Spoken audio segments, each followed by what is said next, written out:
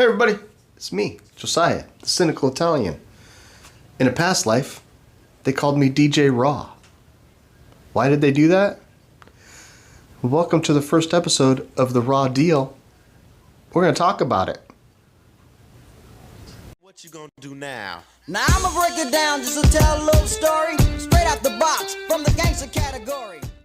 So, hello everybody, it's me. Got my rum in a cup. We're drinking a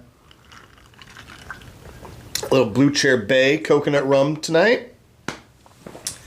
First episode of The Raw Deal. So I suppose that I would take it back and tell you how I went from being poor white trash Italian American living in the suburbs of South Seattle all the way up to being one of the top 5 rated nightclub DJs in the Pacific Northwest for almost 10 years. How did I go from that to jail and hoodlum shit to being one of the top guys? That's what we're going to talk about today. So, welcome to the first episode of the Raw Deal podcast. Now, this is going to, when I say the first, I'm kind of yes and no on two fronts, actually. One is that back in in 2007, when YouTube was first starting, people were still doing MySpace. Facebook was just beginning. I didn't do Facebook. I stayed on MySpace all the way to the end. But we filmed a whole intro video of me driving up in a car and getting out, and we did this whole elaborate thing to start doing episodes of The Raw Deal. And what that was going to be back then was me weekly coming on and telling behind the scenes stories of life in the clubs. What had taken place the weekend before, because it was always an adventure being a nightclub DJ. And it just never took off because YouTube was super small. People weren't doing YouTube like now. Had I been doing it way back then, God only knows where we'd have been now if we'd have stuck with it. But we really didn't know what we were doing. Nobody really knew what they were doing with YouTube yet. So, and when I say that this is the second time, is that I'm actually filming this for the second time right now. Why is that? That is because of this microphone right here. I already filmed a whole hour. I already filmed this episode. But if you see this microphone, because of the green screen, every time that this microphone goes into the green hues, it disappears, right? It pixelates and disappears. Now, I got this mic thinking that you could cycle through the colors and be able to stop it. You can't. But there's a button up here, and I thought, oh, well, maybe this button will do it. And I clicked it.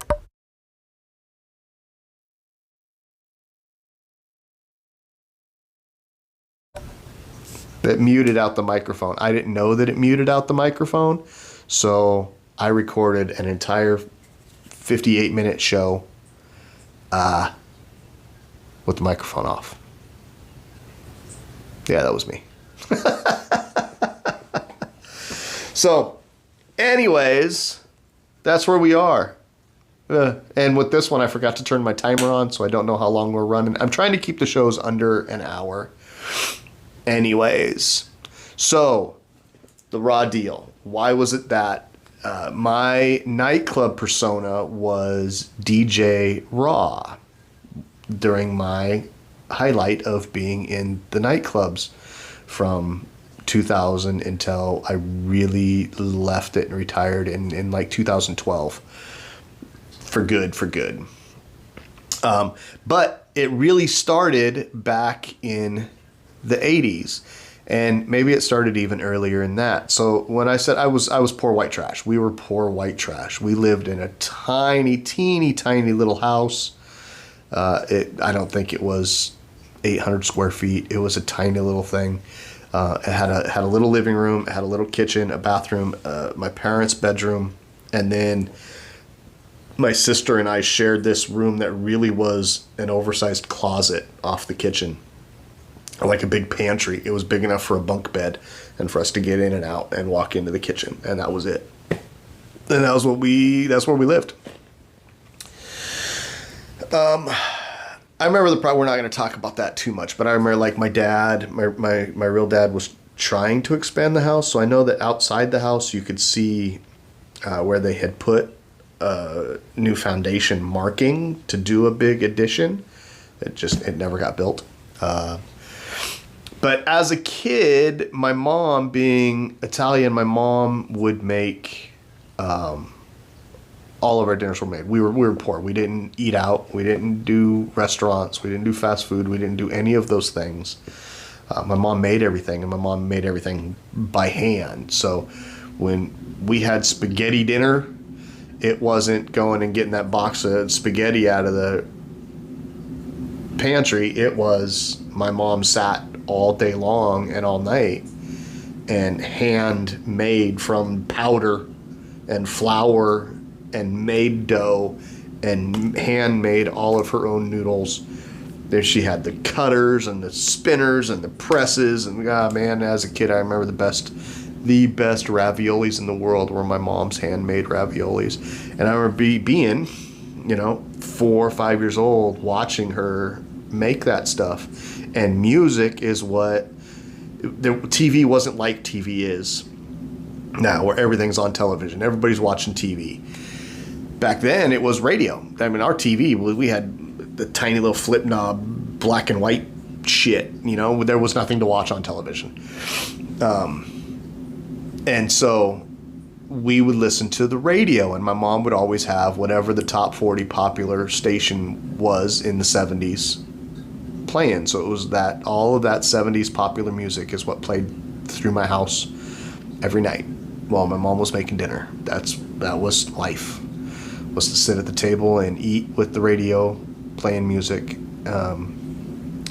But I say that, and so music was there, but nobody was musically inclined in my family. Like, music wasn't a huge thing in my family. The biggest part of music was being from the Italian side. Was every time we went to my mother's side was the Italian side, and so every time we went to the big dinners or went to the hangouts out at the family cabin or any of those things, then always my grandpa or one of my uncles would have the accordion and be out. Everybody's got their wine, everybody's drinking, having a good time, and one of them is out there with this big old accordion just jamming old Italian folk songs all night long. And that was my childhood. So yeah, music was there, but it wasn't anything huge, man. And then I started to get more and more when my mom and dad divorced when I was 5. And no, I don't have any daddy complexes or any of that. I knew my father. He was a good guy. He had his issues. I love him. He passed away in 2007. He's actually on the other side of the camera. His ashes are in an urn right there next to his brother and his mom, my grandmother. So my uncle, my dad, and my grandma are all right there. But my dad liked like classic Southern rock. Like, that's what he listened to. He was white trash. My dad was white trash, biker, alcoholic, smoker, bartender, dirty breakfast cook.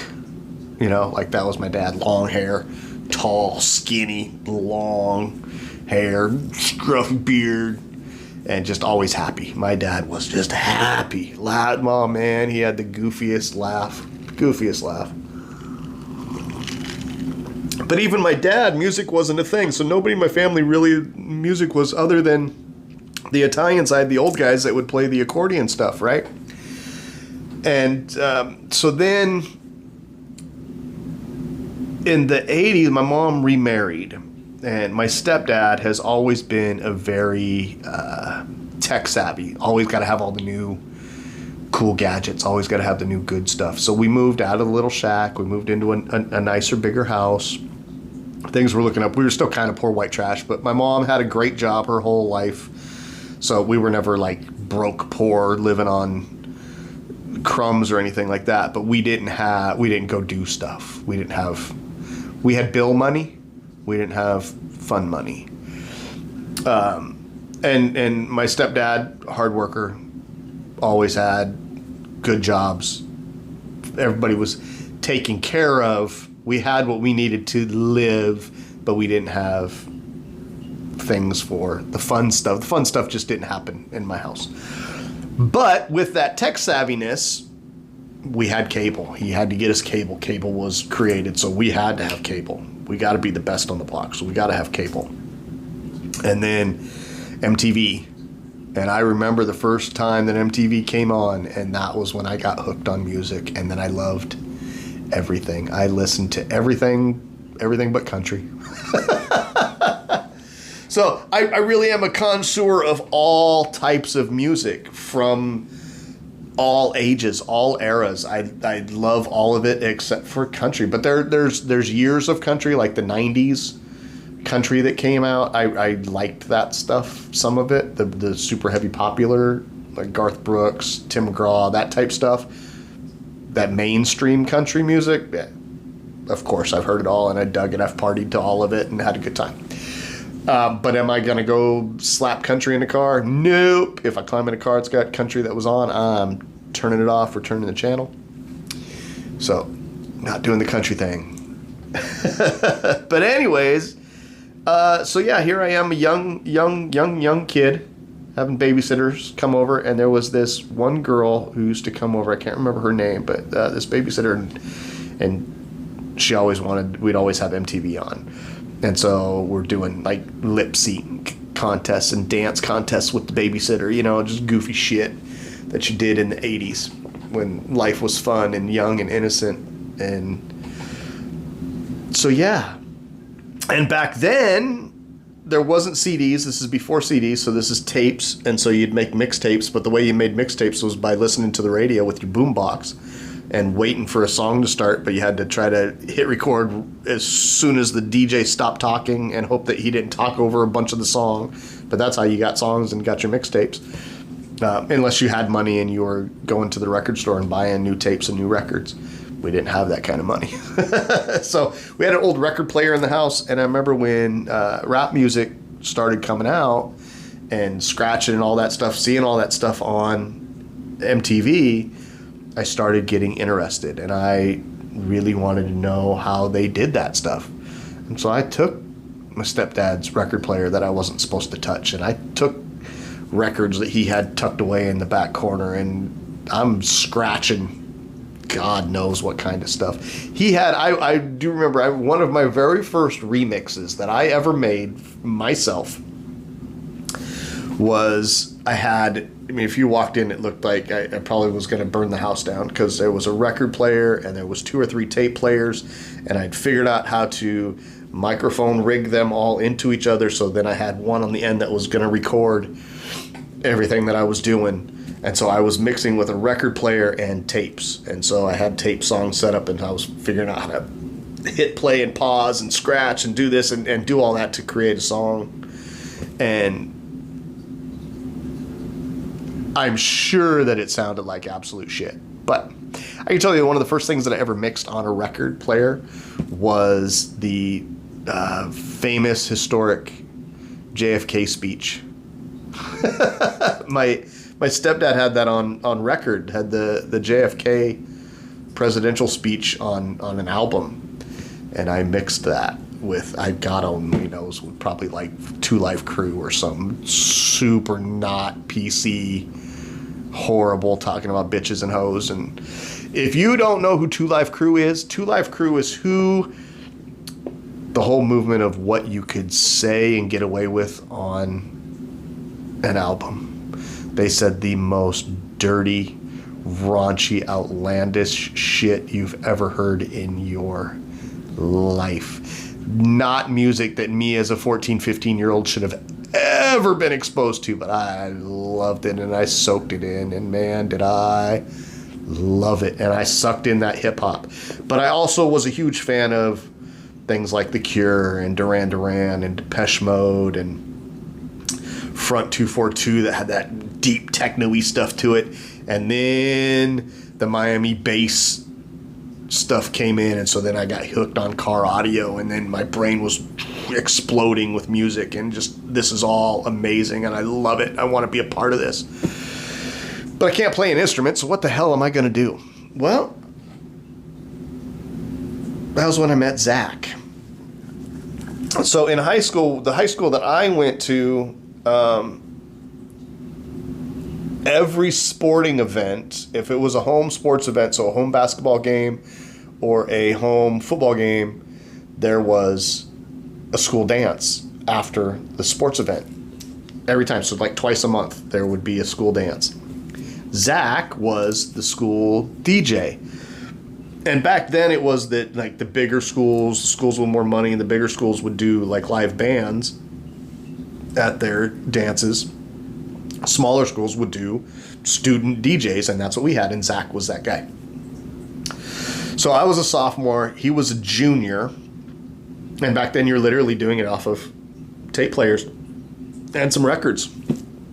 You know, Zach had records, I didn't have any records. I had my mixtapes that I had made from borrowing tapes from people or whatever and figuring out how to record tracks and making my own.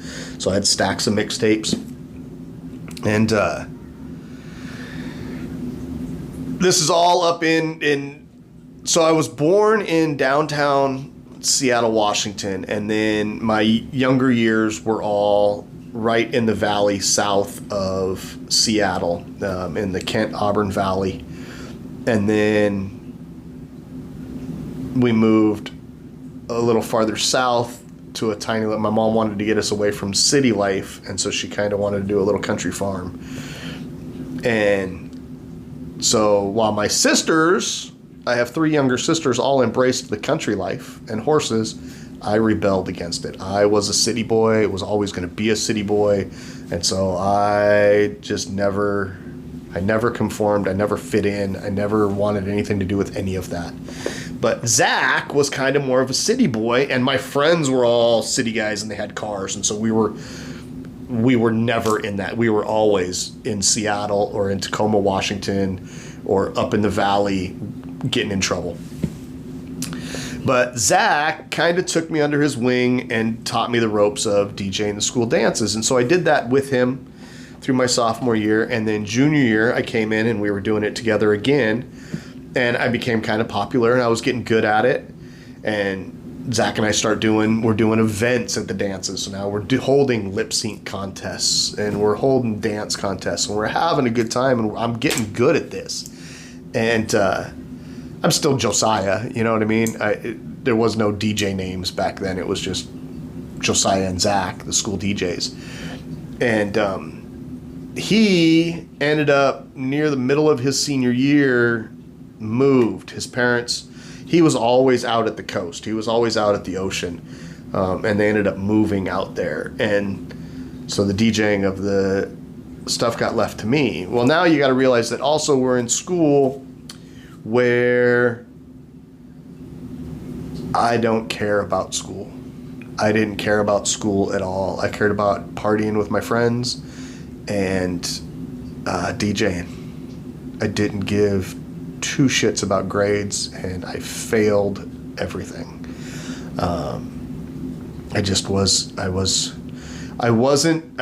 didn't fit into any clique at all through school, but I was like friend acquaintances with everybody in every group, but I didn't fit into one single group myself, but I was always getting in trouble. And then I started hanging out with more people that weren't from that little country town. I started hanging out with the gangsters and the thugs from outside the little town, and so now I'm getting in trouble. Things are getting worse and worse and worse, and I'm doing just dumb stuff as a teen. But I'm always still coming back for the school dances and doing the school dances. And he left, and so I finished out the junior year as the main DJ. And then that summer before senior year, I got in some crazy trouble. Excuse me. And then it came back for my senior year. Now, you got to remember, like, when I say I failed. Being a senior was just that it was because it was my fourth year in school. Okay. I wasn't going to ever graduate.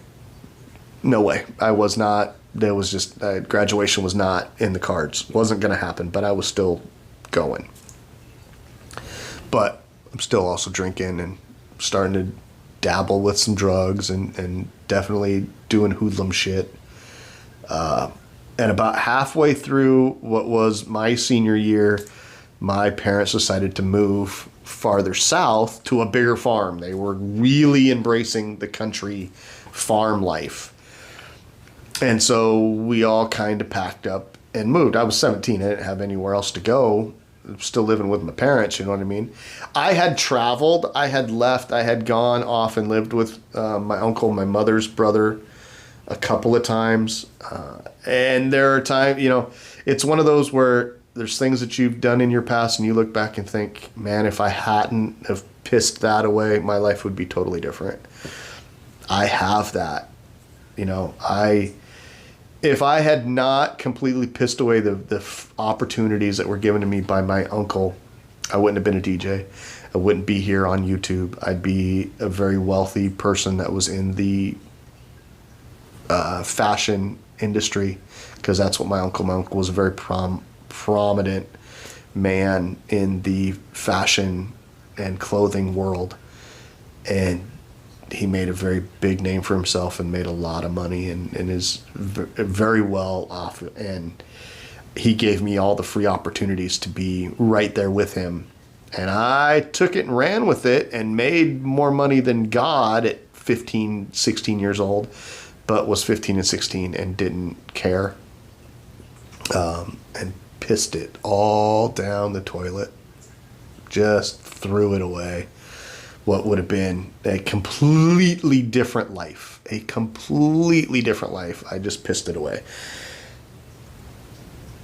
I did that more than once in my life. I made a lot of bad choices from the age of 13 to 30. I made a lot of really bad life decisions. And we'll get into some of them. We will as we get farther into this. I'm definitely not going to pull back. Like, I'm going to tell you the nitty gritty. I'll tell you some of the dirty shit that took place and craziness that took place, because some of it's wild. But we moved, and so we moved south. We moved even farther away from Seattle. So Washington State has the I-5 corridor, Interstate 5. And that runs from down in Mexico all the way up into Canada, right? And it comes through Portland, Oregon, and Seattle, Washington. And right in the middle is the hub city, Centralia, and that's where my parents moved us to. Well, we went there, and I kind of went to the school for a little bit. Knew it wasn't going to. I dropped out. And I met a bunch of guys from Chicago. There was a family of guys. It was a bunch of black guys. So let me tell you about Centralia in 1990. 95% white.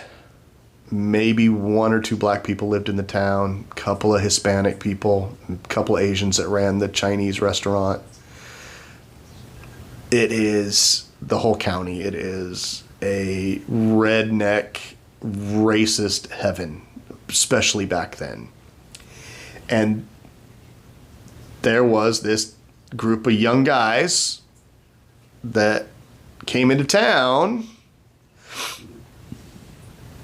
And I think that it really started because one came over for college. I don't remember exactly how this ended up happening, but one came over to go to college, and there ended up being, they would fluctuate between 5 and 9 guys from this family, all black guys that they had this big 3-story house, and they were all young.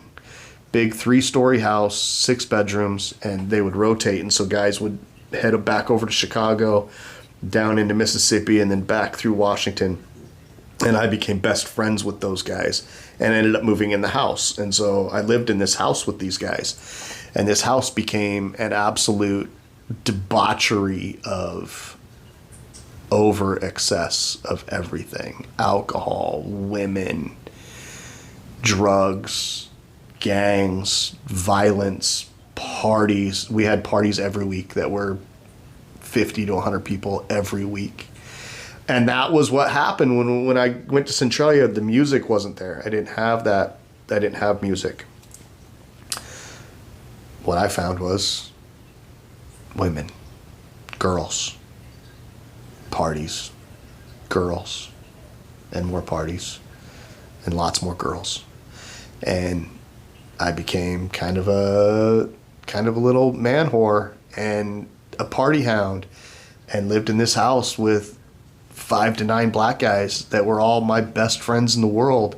And we were having the time of our goddamn life. And everybody ranged from the age of 17, 18. I was 18 now, into like 25. That's how old we were that lived in this house. And every kid, every teen and young adult that lived in the town wanted to come party at our house. Now, again, super racist house. So we had cops breaking into the house every other week, breaking into the house and just absolutely being horrible to us, and especially to me, because how dare I be a white guy living in a house full of black guys in an all-white country town? Who the hell do I think I am? You know who I think I am? I think that I'm Josiah, and these are my friends, and this is my family, and this is where I live. And I don't see color. So what the fuck is going on here? And I came from up north where it wasn't like that. Like, is there racism? Was there racism up north? Of course, everywhere. But back then it was still racism was still, but it was never in my face when I lived up north, when I lived near the city. Once we got down into the country, though, it was a smack in the face for sure. But there was not music. There was too many other things taking me. Well, a couple of the guys that lived in the house, they were playing basketball at the college there in town. Well, the college had a radio program. And so I said, well, shit, maybe I'll try to be a radio DJ, a disc jockey. So I went into the college and I checked into it, and they're like, oh yeah, no, you qualify for this and this, except for you didn't graduate high school. I said, no, I didn't finish high school. They said, okay, it is a community college, so you can get a GED and join. I said, okay, so what do I got to do for that? Well, you should take these pre-tests, and then off the pre-test, we'll find out if there's classes that you need to take. And I'm like, classes aren't going to work for me. I won't do them. So I'm not going to take the pre-test. Just give me the test. So the test. It consists of 5 tests. If you don't know what the GED is, it's the equivalent of your diploma. And so there's 5 individual tests, and they take 5 days. It's a test, right? On the 5th day, I went in to go take the last test, which I saved the English and the writing for the last test because that was my worst. I hate writing still to this day. And so I remember walking in that day, and the lady at the counter pulled out my file and pulled everything out, and she looked at me and she said, you know, you don't have to take this test. So what are you talking about? She goes, you've already passed. Your score, even if you get a 0 on this test today, you've scored well over the amount of points needed to pass your GED. That of the first 4 tests, the lowest score that I had gotten on any of them was like a 94. And I was like, oh, okay, I'm here. Give me the test. I'm going to go take it. And so it was a 2-part test. It was 50 questions, and then there was write an essay. I did the 50 questions. I didn't write the essay.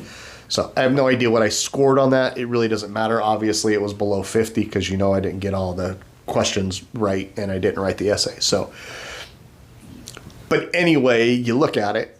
I walked out of there with super high marks GED, and they immediately took me in, and I was on the radio. So now you got me. I'm on the radio. I'm living in a complete party house.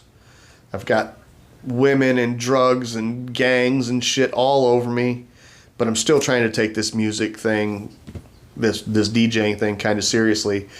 And so that's where my first persona came in, and that was Jay Stone. Where did I come up with the name Jay Stone? Well, Jay, my name's Josiah, so I took the J from Josiah and created the name Jay.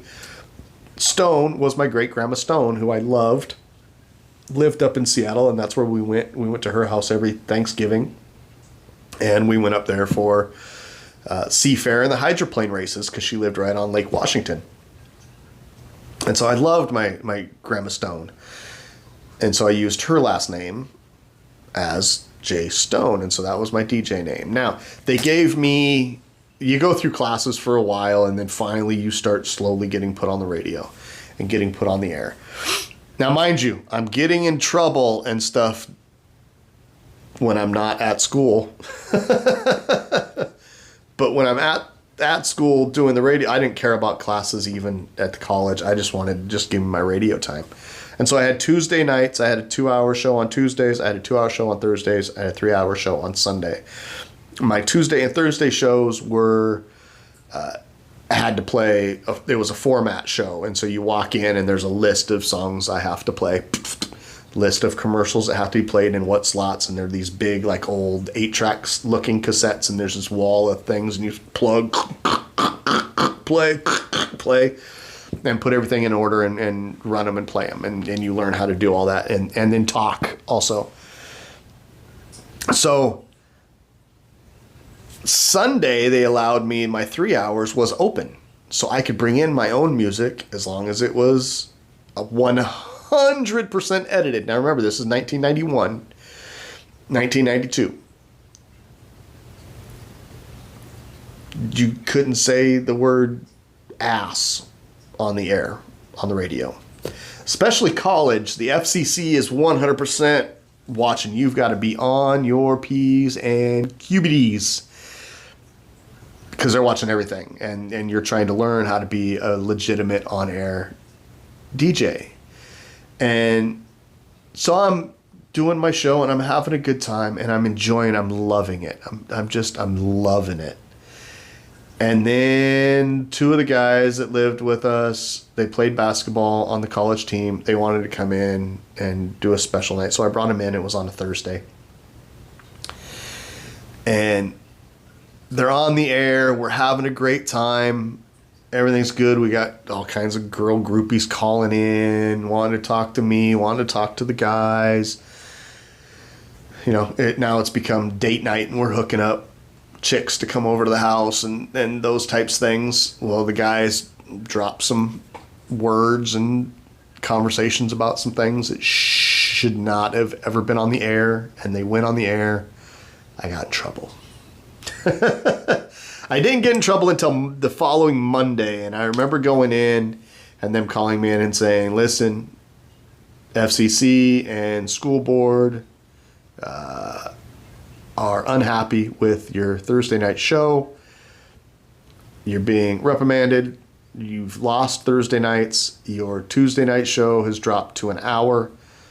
We're going to drop your Sunday show to 2 hours, and they are contemplating taking away your freedom on Sundays and making you a format show on Sunday. And Sunday was my day for rap and hip hop. So that's what I brought to the table, that was my show. The guy before me did rock, and I think the guy after me did like funk soul stuff. So I was able to talk my way into keeping my freedom, my free days, right? So now we're having these massive parties at the house, and so I'm kind of DJing at the house also. And this kid comes walking in, Tori Ezell, known as DJ Cuts. He came into a house party one time, and I'm freaking out like, hey, I know you. And he goes, yeah, I know you too. We're going to have to take a break. I'll be back.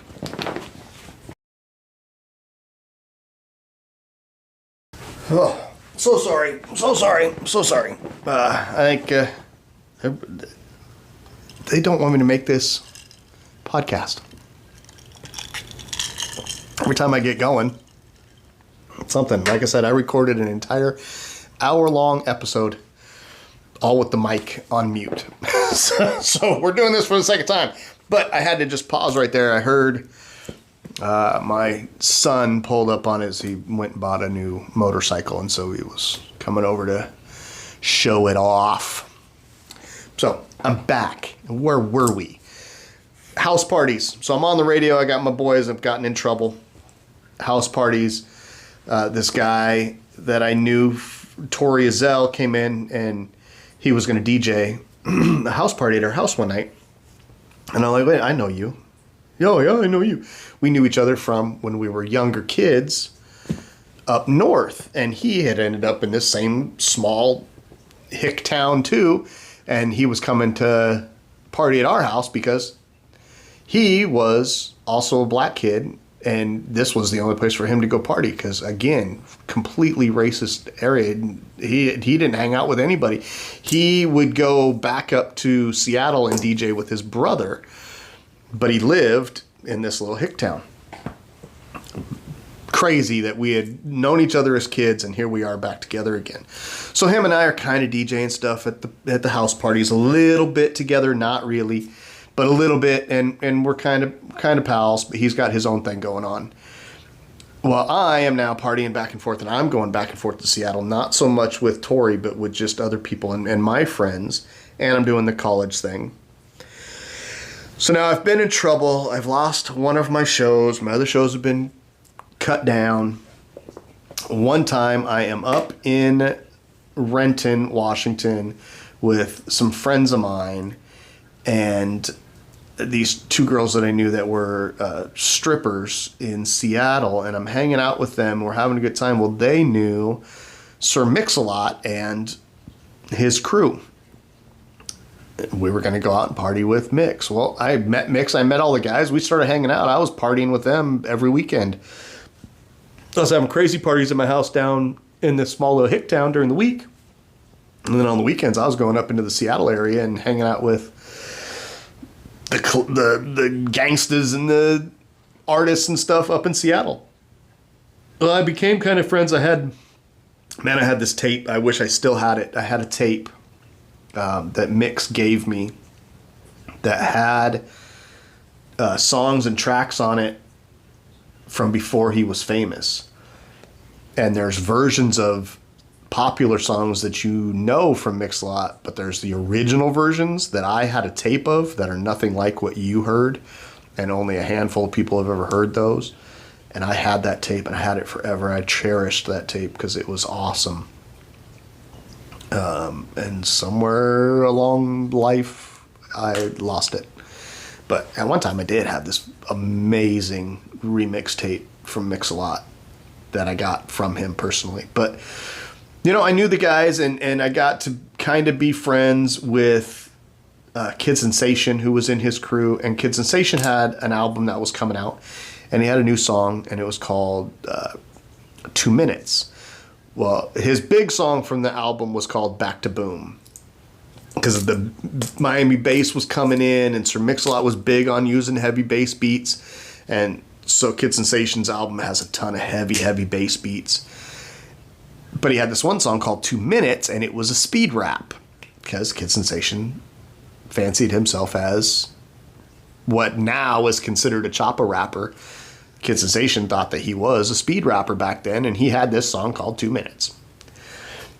Well, I loved that song, and I told him, I said, he gave me one of his tapes, and I said, I'm playing this Sunday on the college station. I'm playing this song. And so I went back down, and I didn't pay attention to it. But now I do recall that when I played the song, you know, I did this whole big premiere and first time for everybody to hear this song, and played it on this little college channel. And I remember as the song was playing, he cusses twice, but like word like shit. I don't think he drops an F-bomb in that song. I have to go back and listen to it again. But like the FCC is listening, and when you're doing call, you can't. You got to be 100% legit. And I remember hearing one of the cuss words when it was playing that day, and thinking to myself, he's rapping too fast. The people who listen to this are too old. They're never gonna. They're not gonna know. I'm great. I'm gravy. We're cool. We're good. We're good. Monday morning, get to school, get called in. Not good. They took all my airtime away from me. Told me I was pretty much gonna have to start back at the beginning. I said, no way. It's not what I'm here for. I'm not here for class. I'm here to be a DJ. I'm here to be on the air. And I'm always, fuck the establishment, don't tell me what to do. And so I dropped out. Woo! I dropped out. And then I got more heavy into the dirt and the women and the parties and the dumb shit and the hooligan stuff. And next thing you know, I'm not DJing on the radio anymore. There is no more Jay Stone. Now there is inmate Larson. Now I'm in and out of jail nonstop. When I'm not in jail, I'm laid up with some chick, or I'm off partying with a bunch of dudes, or I'm hanging out with people that I don't know and I shouldn't be hanging out with. And music just kind of disappeared, and everything, all of my dreams and who I was became something else. And I went down a really bad dark road, and that lasted for 4 or 5 years. And then I finally started slowly pulling myself out of it, and that's kind of where we're gonna end the first podcast, with all of the problems that came with it. But yeah, I mean, I love DJing, even to this day. I'm 52 years old. I haven't DJ'd since 2012, but I think about it all the time. I've sold all my equipment, but I still have all of my music. I could still go into a nightclub and rock a 90s, 2000s night anywhere and kill it, and absolutely be the best DJ that club has had in forever. I'd go in and crush it. I don't know any of the new stuff. I don't have any of the new music, but I've got tens of thousands of tracks, remixes, mixes, custom stuff people have never heard, my own personal stuff. I've got all of it still. I just don't have the actual tables or any of that stuff anymore. But none of that stuff's hard to get. You can get all that stuff on Amazon for pretty cheap nowadays. But I think about it all the time. But I'm old and I'm busy. But I do think about it all the time, because it was the biggest thing in my life was DJing, and I loved it, and I do miss it. But that's kind of how I got then sucked into the YouTube channel, because this kind of gives me back that world, and gives me back you guys. And I love all of you for watching and tuning in. I hope that people are going to like the podcast and want to come and see. We're going to talk about all kinds of stuff, not just stuff like this. This is our first episode. Got to start it with who I am and how we got this name and where this all came from, and we're getting to it. But we're going to talk about all kinds of crazy stuff. I mean, we might be talking about crazy Epstein eating babies one day. We might be talking about aliens attacking the next day. We might talk about movies. We might talk about some sports. We'll talk about all kinds of stuff all the time. We might have guests. We'll pan the camera out, bring a guest in. We'll do those things. So thank you for tuning in to the first episode of The Raw Deal with me, Cynical Italian, otherwise known as Josiah. formerly Jay Stone, formerly DJ Raw. In the next episode, you're going to hear how I got my name. But for now, we'll leave you at the fact that I spent about half of the 90s, one half of the 90s I spent on the radio and parties. The other half of the 90s I spent in jail and at parties. That's what the 90s was for me. Music, women, drugs, and jail. I don't regret any of it. Some of it was taken too far, for sure. I don't regret it. It made me who I am today. But thank you for tuning in. Thank you for watching. Another episode next week. Maybe we'll finish this story. Maybe something crazy happens this week and we got to talk about that. So that's how we'll base our topics. If something happens during the week, that's what we're going to talk about. If nothing happens, then I'll find something to talk about. Again, now I'm rambling. I don't got any stories for you. I'm going to hold off until the next one. Thank you for tuning in. See you guys in the next one. Later.